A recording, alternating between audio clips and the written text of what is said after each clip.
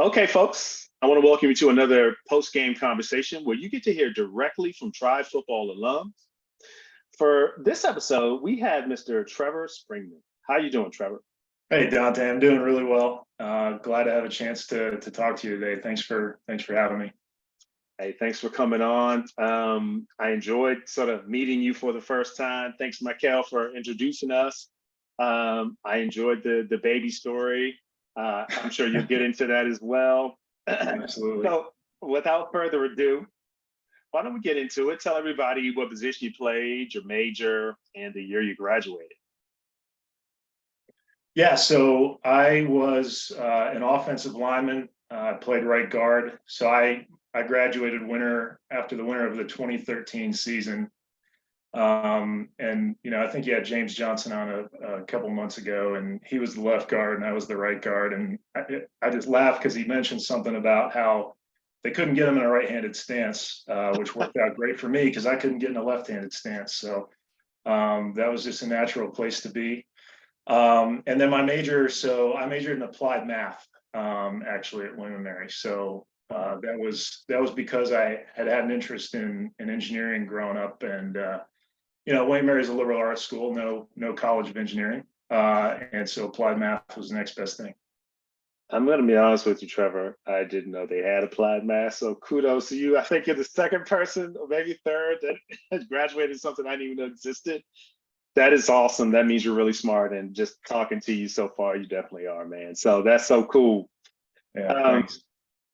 So catching up with you, you had a pretty interesting story coming from California. Tell us about your journey to William and Mary. Yeah, so the journey to William Mary was interesting, as you mentioned. So I grew up in California, spent most of my life, most of my family was either on the West Coast or somewhere in the Midwest. So I'd actually never heard of William and Mary before moving out to Northern Virginia the summer before my junior season in football. And it actually wasn't even clear to me at that point that it was even going to be possible for me to play at the collegiate level. I was definitely what you would call a late bloomer. I didn't start on varsity until my senior year of high school, but somehow managed to make the all-state team that year. And then from my sophomore year of high school to my senior year, I put on something like 50 or 60 pounds. So it happened in quite a hurry. But I started learning more about William and Mary because my friends, being in the area, knew a lot about it. And I heard about just the high caliber of academics and how competitive it is just to get into the school. And then, once it started to become apparent, probably, I don't know, third of the way or so through my senior season, that I may have the size and may have the ability to compete at the collegiate level. Coach Scott Boone, who was the linebackers coach, was actually my recruiter. And I remember he came and visited me a few times, and I thought I was hot stuff because I had a really big bench press. I was benching something like 375 as a senior in high school, and he would always tell me, I don't care what your bench press is. You got chicken legs, and you need to learn how to squat and power clean so you can move these defensive linemen. I said, but coach, 375, and he's like, yeah, it's not going to be enough. You need to get your legs under you. So that was kind of the first clue I had that competing in college was going to be different than competing in high school. But William and Mary, I went down and toured, loved the school, the players that I got to meet, the coaches that I got to meet. I got just a great feeling. Like I said, the academic rigor was good. So my mom was, all over that. And it just sort of fell into place and felt right. And then I remember I got a call, late in the season in the wintertime, as fall was coming to a close, that they wanted to offer me a half scholarship to come and play. And I just thought that was the coolest thing ever. Never thought I'd, even have a chance to play in college, much less at an FCS school. And to boot, just the chance to get such a great education like I was able to get at William and Mary. So it became a very, very easy decision. And I went out and got myself some William and Mary gear and got ready to head down to Williamsburg. That's awesome. That's a great story. I love that. Yeah, I had the reverse. You gained a bunch of pounds before college. I gained a bunch of pounds after college, so I can relate that. Well, The reverse order yeah, plays. to be Yeah, I clear, got you. I was putting on quite a bit of fat. I was hitting the Yeah, potato chips pretty hard. And nice. then once you get to college, they want you to be 290 pounds, but they want it to be mostly muscle. So I still had quite a hill to climb after I got to school. That's for sure. That's great. So tell us about your experience at William and Mary. Yeah. So as I mentioned, what I loved about William and Mary, it had the perfect blend of academics and athletics. So the fact that we were in the FCS, the fact that we're in one of the stronger conferences in the nation, and the opportunity that we got once a year to go play at one of the big schools like UVA, West Virginia. That was so cool. Just getting a chance to go and play at that level, and being on the football team teaches you a lot. And when you have to balance that with academics, it's tough. You learn time management, but you learn leadership. You learn about overcoming adversity. I felt like I got to play with such a great group of guys that I'm still friends with to this day, and that was absolutely outstanding. And along with that, you're held to the same academic standard as all those other folks who are there who work so hard, and you're trying to do your best to keep up with academics. And what I loved is when you get to the end of that, when you get a degree from William and Mary, you can say unequivocally, hey, I earned this, and I feel like the education I got there really set me up for opening all kinds of doors after I got out of school, when my dreams of becoming a pro football player didn't quite pan out how I wanted.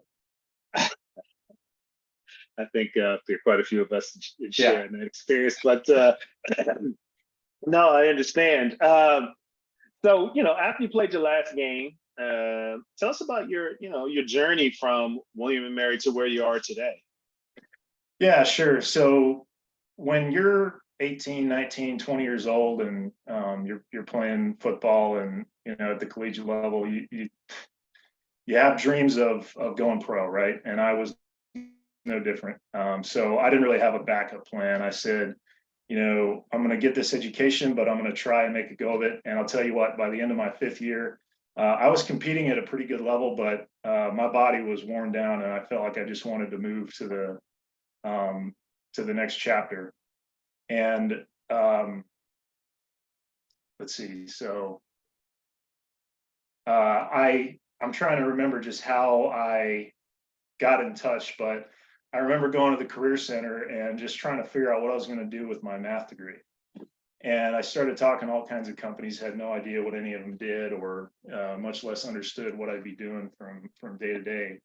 But I ended up landing an interview for a rotation program with a major defense contractor up in the DC area, which was great because my family was up there.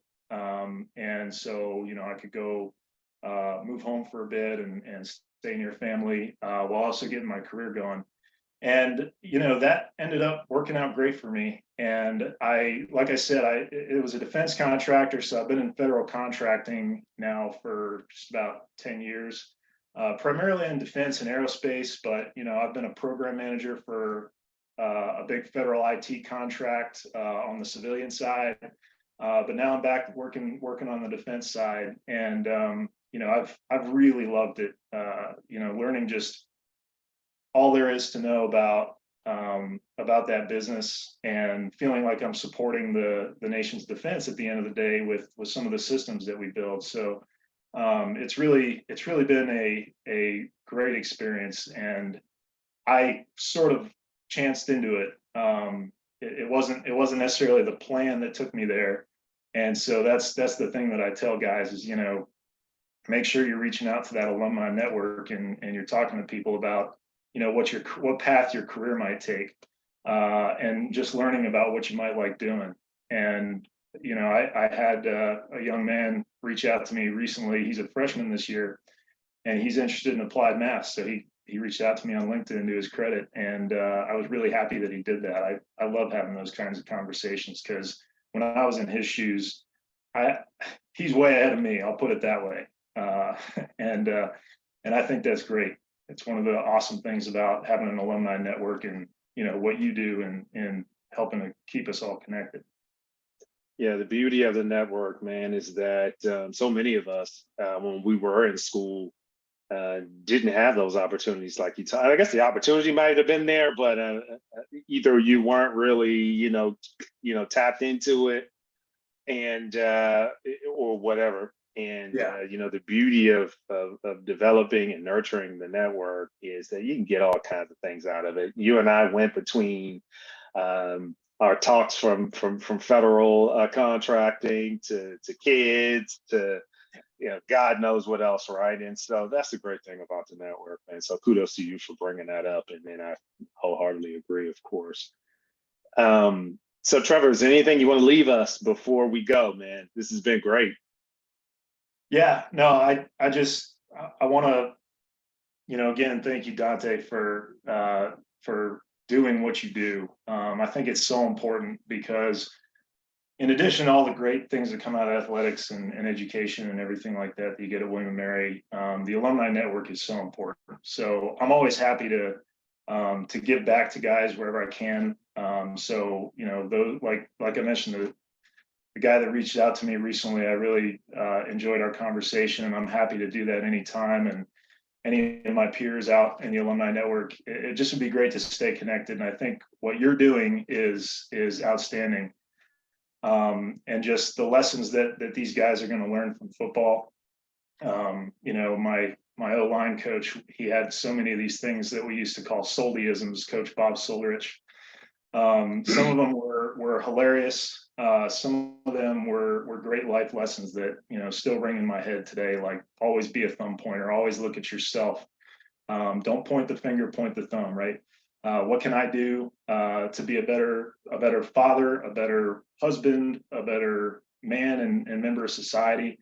I learned so much from all that. So I just say to the guys that are there now who are going to be in their own post-game phase eventually, cherish it, take advantage of the opportunities that you have while you're there, and don't be afraid to lean on the network of all the hundreds and hundreds of outstanding players and people who came before you. So again, I can't thank you enough, Dante, because it takes a lot of time from your busy schedule to do what you do, and I think it's really important. So, and I want to give back where I can too. So any way I can do that, I'm happy to do it. You better be careful. Somebody might I call you know. out on that one. Yeah. See now my schedule just filled up, but no, it's good. It's something I love doing. So. No, that's great. Well, Trevor, man, this has been awesome. You're a great sport, good guy. Look forward to keeping up with you over the years as well, man. Especially since we're relatively close and in the same industry or similar industry. So, thank you, and best wishes with the new edition. Maybe by the time this one comes out, the new edition will be there. But best wishes to you as well. Yeah, we'll certainly be cherishing our time with our first newborn. So, again, appreciate it, and I hope you're well, and I hope all's good.